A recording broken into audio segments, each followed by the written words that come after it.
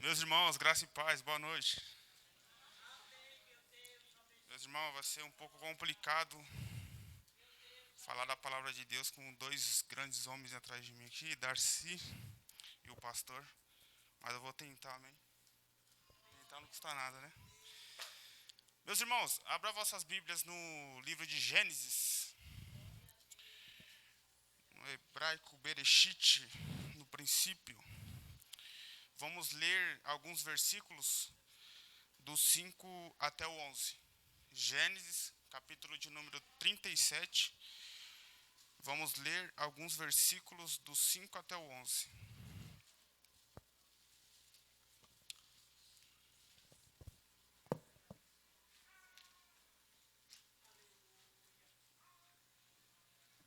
Os irmãos acharam, amém? Certa noite, José teve um sonho e quando o contou aos seus irmãos, eles o odiaram ainda mais.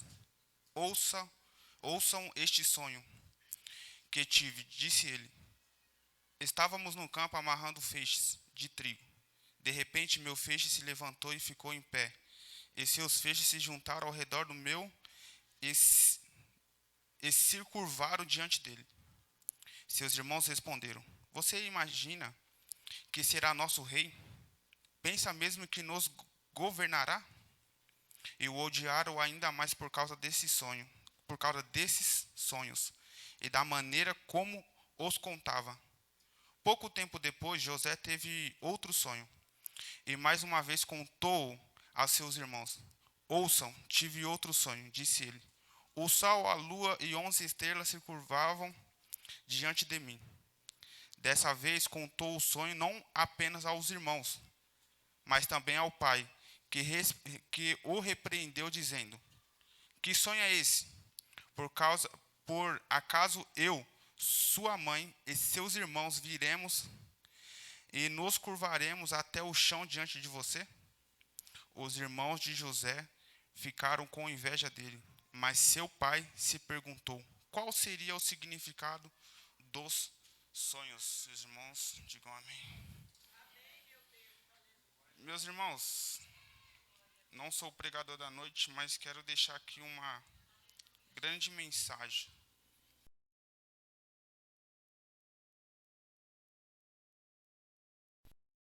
Sonhos pequenos se realizam facilmente. Sonhos grandes levam tempos para ser realizados. Eu sou apenas mais um sonhador, como muitos que estão aqui. Porque para mim, ser humano que não sonha, vegeta, não vive. Meus irmãos, aqui a gente vê a história de José, um pedaço dela, né? E a gente vê aqui que existe três fases na vida de José. Uma dentro da casa de seu pai, a segunda na casa de Potifar, no Egito, e a terceira depois quando ele sobe ao poder, quando ele sobe ao trono não de todo o Egito como soberano, mas sim como governador. Porque todos sabem que existia naquela época o faraó. Então, a Bíblia diz que no capítulo de número 41, no seu versículo, se não me falha a memória no 7, posso estar errado, mas está no 41, que diz que José subiu ao trono com 30 anos de idade. E uma das coisas assim que devemos compreender na história de José, que ele já nasceu para vencer. José nasceu para vencer, ele não nasceu para ser só mais um no meio da multidão. José, quando nasce, Deus tinha um plano para ele. Um plano que foi revelado na sua juventude, com seus 17 anos de idade. E a Bíblia relata aqui como que foi essa revelação que Deus deu para ele. José, quando tem esse sonho, tem apenas 17 anos de idade. E ele fez questão de contar esse sonho. No mundo que vivemos hoje, né? Alguns líderes, nossos líderes, não todos, não generalizando, mas alguns dizem que quando temos sonhos não devemos contá-los, porque possa haver uma sabotagem. Alguém pode atrapalhar os nossos planos, os nossos sonhos. Eu penso um pouco diferente. Eu acredito que quando eu conto os meus sonhos, quando às vezes eu conto eles para pessoas assim que são bem próximas a mim, porque eu quero que elas sejam testemunhas de quando isso acontecer, que elas sabem.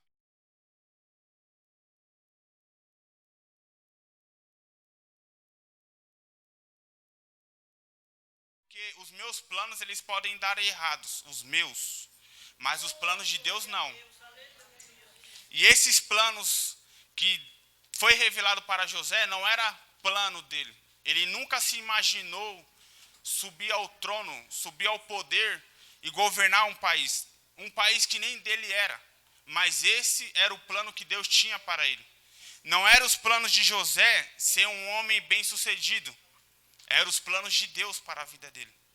E eu acredito que quando os meus planos dão errado, é porque Deus tem um plano maior para mim.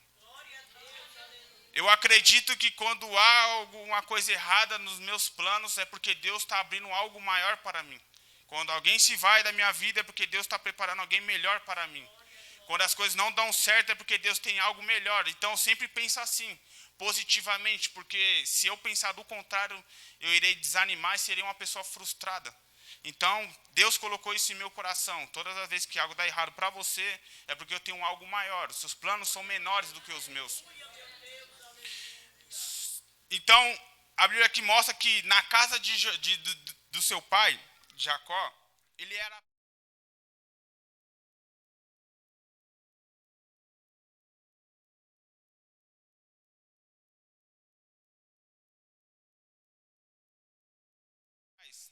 Entendam isso. Leve e traz é pessoas que levam e traz informações. Não, ele só ia, observava e trazia para o seu pai.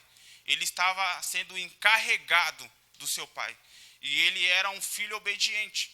Então ele estava fazendo aquilo que seu pai mandou. Não queria fazer isso, mas era uma ordem. E ele o seguiu e fez bem feito aquilo que seu pai o designou para fazer. E com isso seus irmãos não os odiaram, não só por causa do sonho, mas por causa disso também. Porque o seu pai sabia de coisas que só quem estava lá poderia contar. Seu pai não estava lá naquele momento para ver o que eles faziam. Mas José sim. Então eles já odiavam ele por causa disso. Porque José não fazia parte da panela. José não se misturava com esse tipo de pessoas que não sonhavam, que não planejavam algo maior para suas vidas. José, ele se afastava desses tipos de pessoa. Então, a Bíblia diz que por ele ser assim, os irmãos dele já o odiavam. Você pode reparar que não é diferente hoje em dia. Quando você começa a se destacar em alguma área da sua vida, ou quando você é diferente das demais pessoas, as pessoas passam a te odiar, a te ver com outros olhos, porque elas veem que você é diferente, pensa diferente, olha diferente, se veste diferente. Assim somos nós para essas pessoas do mundo. Somos diferentes deles, por isso que eles nos odeiam, não generalizando, não todos, mas é assim hoje em dia.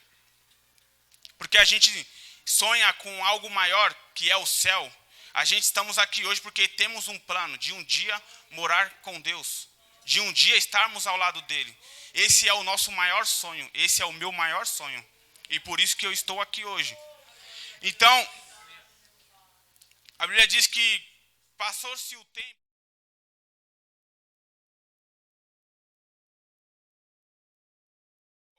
Filho de Abraão com a Agar, a egípcia. E veja só que ele foi vendido. No capítulo de número 37, você lendo o contexto inteiro, vocês vão ver que está lá essa passagem. E assim a Bíblia diz que ele foi levado ao Egito. E quando ele chega ao Egito, percebe-se bem que em qualquer lugar, quando Deus está com a pessoa em qualquer lugar, ele prospera, seja em qualquer lugar. Quando ele chegou na casa de Potifar, a Bíblia diz que Potifar bateu os olhos nele e viu algo diferente naquele jovem. E falou, esse jovem aqui, ele serve para estar na minha casa. Ele serve para comer na minha mesa. Ele serve para estar no meu dia a dia. Ele serve para administrar a minha casa. Percebe-se bem que José não sabia administrar. E ele foi aprender na casa de Potifar. Ali era uma preparação para algo maior que Deus tinha para ele. José iria administrar um país. Mas na casa de Jacó, ele não sabia administrar. Ele era apenas um mensageiro. Só que Deus tinha algo para José, maior. E por isso que José foi parar e se deparou com essa situação. Porque hoje em dia as coisas acontecem assim. Às vezes estamos passando por certos tipos de situações que não sabemos, mas Deus nos revela através da sua palavra que estamos sendo preparados para algo maior. Estamos tendo estrutura para suportar aquilo que Deus tem para nós. Porque a Bíblia diz que José se aperfeiçoou na administração. Ele administrou tão bem a casa de Potifar, que a Bíblia diz que Potifar se alegrava com ele. E dizia que a casa dele só é o que era, e só se tornou o que se tornou, e só prosperou da maneira que prosperou, porque José estava lá. Então veja que José estava sendo preparado para administrar um país de uma forma especial. E a Bíblia diz que quando ele sobe ao trono, depois de ter revelado os sonhos do faraó, a Bíblia diz que faraó bateu o olho nele e disse, não há um homem como você para administrar esse país. Não há um homem como você. Percebe-se bem que as etapas que José passou só foi uma preparação para que o homem olhasse para ele e dissesse, você é o cara certo para administrar esse país. Não há ninguém como você. Não há alguém do meu reino como você para administrar esse país. Então a Bíblia diz que quando José subiu ao trono, não existia ninguém maior do que ele para poder administrar. É assim que Deus vai fazer em nossas vidas. Quando Deus nos dá algo para nós, ninguém vai poder tomá-lo de nós. Ninguém vai poder tirar isso de nós. Porque seremos reconhecidos. Porque olharão para nós e vão ver que nós somos capacitados. Temos raízes, estrutura e uma bagagem para ser o que somos hoje. Ninguém pode olhar para um pastor e dizer para ele que ele não serve para ser um pastor. Porque foi Deus que colocou ele ali. Porque foi Deus que preparou ele para estar ali. Foi Deus que colocou ele neste lugar. Por quê? Porque Deus preparou ele antes. Ele não chegou aqui à toa. Ninguém chega onde chega à toa. Sempre tem um preparo antes. Por isso que Deus não permite que as pessoas te desvalorizem. Por isso que Deus não permite que as pessoas olhem para você com desprezo. E é por isso que você tem que respeitar as fases que Deus te coloca. Porque ela serve como um preparamento. Ninguém pode olhar para um pastor aqui dessa igreja e dizer, alguém melhor do que você para estar aí. Não. Se ele está aqui porque ele é melhor do que qualquer um que aqui está. Se você vai chegar em algum lugar na sua vida, é porque Deus te colocou lá, porque Deus viu em você um espírito de excelência para você estar naquele lugar.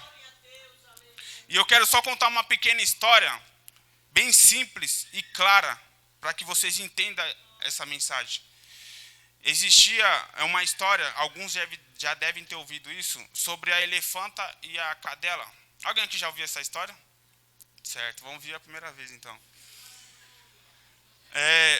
Existe uma história que diz assim, uma elefanta e uma cadela, elas viviam na mesma... E a cadela ficaram grávidas ao mesmo tempo. E a história diz que a cadela gerou filhotes, 6 filhotes. E assim a elefanta ainda estava grávida, porque a elefanta leva 1 ano e 10 meses para gerar um filhote. E a cadela gera no máximo aí uns 3 meses ou 4 meses, quem entende de cachorro. É isso mesmo, Viana, você entende? É de 3 meses, né? É mais? 4 meses? 4 meses, amém, 4 meses. Então a cadela começava a zombar da elefanta e dizer, eu gerei 6 filhotes e você ainda não gerou um filhote. E a história diz que depois de 8 meses ela gerou mais 6 filhotes. E depois de mais um tempo ela gerou outros filhotes, ao todo deu 16 filhotes. Perdão, ela gerou 8 filhotes na primeira e na segunda mais 8 e deu 16 filhotes. Aí ela olhou para a elefanta depois de um bom tempo e disse, poxa, já tenho 16 filhotes e você não gerou um.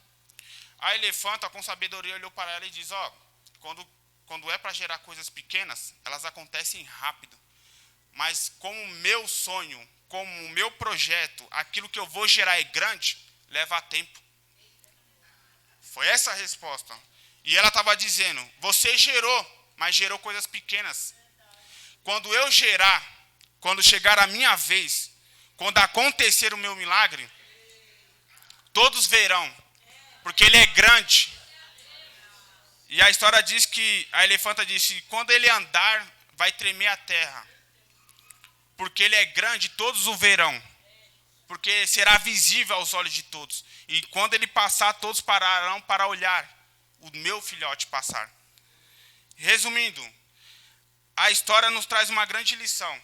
Tudo que é grande leva tempo para ser gerado. Coisas pequenas acontecem rápido. Sonhozinhos, sabe? Coisinhas pequenas acontecem rápido demais. Porque é coisas pequenininhas. Mas coisas grandes, ela leva um processo para acontecer. Assim foi na vida de José. Levou 13 anos para subir ao trono. Mas antes ele foi preparado. Ele foi, aos poucos, sendo lapidado. Aos poucos ele foi se tornando grande na sua cabeça, tá? E com o passar do tempo, Deus colocou ele num lugar de destaque. Lembre-se, se você tem um sonho hoje e está demorando para acontecer, é porque o que está para acontecer é muito grande. E quando acontecer, todos os verão. Todos. E assim eu agradeço a minha oportunidade, amém?